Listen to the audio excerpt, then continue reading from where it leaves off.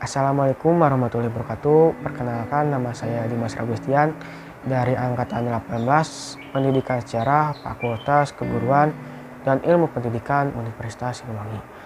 Nah, pada tanggal 25 Januari kemarin saya mengikuti kuliah kerja lapangan yang kedua secara virtual di aplikasi Zoom Meeting, di mana kita diajak berkeliling melihat benda koleksi bersejarah, namun kita tidak langsung berkunjung ke tempat tersebut. Nah, tempat dari KKL yang kedua ini berada di Jakarta di Museum Nasional Indonesia. Nah, pada kesempatan kali ini atau pada video kali ini saya ingin menyampaikan beberapa laporan terkait KKL yang saya laksanakan kemarin secara virtual.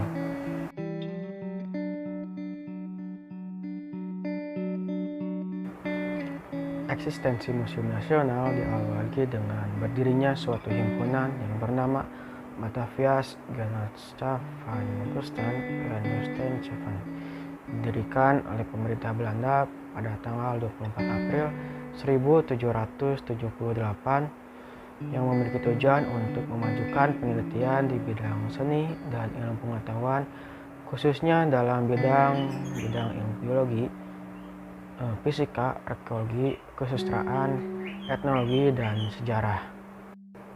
Cikal bakal berdirinya Museum Nasional berawal dari J.C.E. Medermach yang merupakan salah satu pendiri dari himpunan tersebut. Beliau menyumbangkan rumah miliknya di Kalibesar, Jakarta untuk dijadikan sebagai tempat berkumpul dan menyimpan koleksi-koleksi bersejarah. Nah, ketika masa pemerintahan Inggris di Jawa tahun 1811 sampai 1816, Letnan Gubernur Sir Thomas Stamford Raffles menjadi direktur perkumpulan ini. Nah, dikarenakan rumah di Kalibesar sudah penuh dengan koleksi, Raffles memerintahkan pembangunan gedung baru untuk digunakan sebagai museum dan ruang pertemuan. Bangunan ini berlokasi di Jalan Majapahit nomor 3. Sekarang di tempat ini berdiri kompleks gedung Sekretariat Negara di dekat Istana Kepresidenan. Nah, dikarenakan jumlah koleksi terus meningkat yang mengakibatkan museum di Jalan Majapahit tidak dapat lagi menampung koleksinya, pada tahun 1862 pemerintah Hindia Belanda memutuskan untuk membangun sebuah gedung museum baru di lokasi yang sekarang, yaitu Jalan Medan Merdeka Barat nomor 12. Nah, masyarakat Indonesia mengenal Museum Nasional ini sebagai Gedung Gajah atau Museum Gajah karena di halaman depan museum tersebut terdapat sebuah patung gajah perunggu hadiah dari Raja Chulalongkorn dari Thailand yang pernah berkunjung ke museum pada tahun 1871. Nah, koleksi di Museum Nasional saat ini sekitar 170.000 lebih yang terdiri dari 7 jenis koleksi, yaitu koleksi prasejarah, arkeologi, masa klasik atau Hindu, Buddha, Helenistik, dan heraldik atau keramik, terus etnografi, geografi, dan sejarah.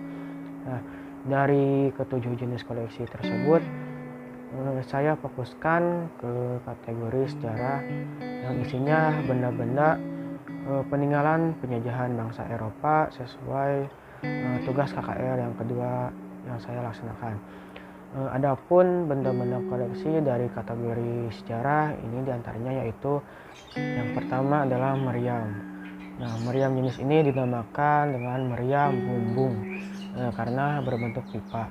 Nah, meriam ini berasal dari Keraton Mangkunegoro di Solo dan digunakan perang pada saat penobatan Pakubuwono II sebagai penguasa Mataram pada tahun 1727. Nah, yang kedua ada padrau. Padrau adalah batu yang diukir untuk memperingati kesepakatan antara Portugis dengan Raja Sunda pada tahun 1522. Gubernur Portugis di Malaka, Jorge de Albuquerque mendelegasikan Henrique Lem untuk mengembangkan hubungan komersil dengan Raja Sunda. Nah, yang ketiga adalah partisi kamar. Layar berukir rumit ini konon dibuat pada akhir abad ke-17. Dulunya digunakan sebagai partisi di kantor pemerintahan Hindia Belanda. Tapi benda serupa juga sering ditemukan di kapal. Dan yang keempat adalah patung Raffles. Patung ini adalah buatan Sir Thomas Stamford Raffles yang merupakan Letnan Gubernur Inggris di Jawa pada tahun 1811 sampai 1816. Nah, Raffles memperkerasai pembangunan gedung baru masyarakat Batavia di Jalan Majapahit nomor 3 yang sekarang ini adalah Museum Nasional Indonesia untuk menampung koleksi besar milik organisasi ini. Nah, ketertarikannya yang sangat besar pada berbagai cabang ilmu seperti antropologi, sejarah, dan arkeologi membuat Raffles mendukung Batavia Society of Arts and Sciences dan kemudian menjadi seorang direktur. Nah, Raffles juga dikenal sebagai penulis buku yang terkenal yaitu The History of Java.